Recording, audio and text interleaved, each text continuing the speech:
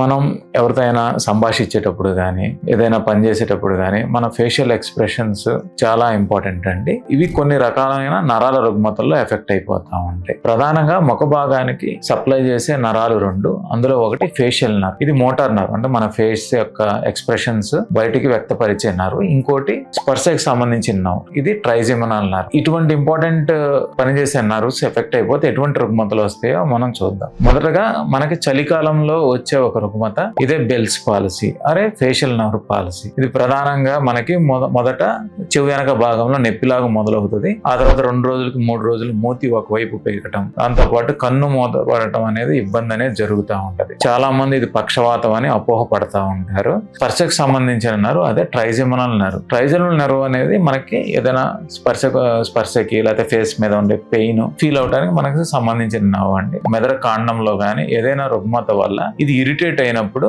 మనం తిన్నప్పుడు, ఏదైనా చల్లని గాలి తగిలినప్పుడు, ఎస్పెషల్లీ వాటర్ తాగినప్పుడు కరెంట్ షాక్ ఉన్నట్టు కొడుతుంది. ఇది ఎంత సివియర్ గా ఉంటది అంటే కొంతమంది దీనివల్ల కూడా చేసుకోవాలనే మాట చెప్తా ఉంటారు. దీనికి చాలా ప్రాపర్ థెరపీ తీసుకుంటే మనకి రిలీఫ్ దొరుకుతుంది. చాలా మంది ఇది ట్రైజెమినల్ న్యూరాలజీ అని ఐడెంటిఫై చేయక పంటి డాక్టర్ దగ్గరికి వెళ్తాం. చాలా మంది ఒక సైడ్ పళ్ళన్నీ పీకించేసుకోవటం, టూత్ ఎక్స్ట్రాక్ట్ చేసుకోవటం అనేది జరుగుతూ ఉంటుంది. Thank you.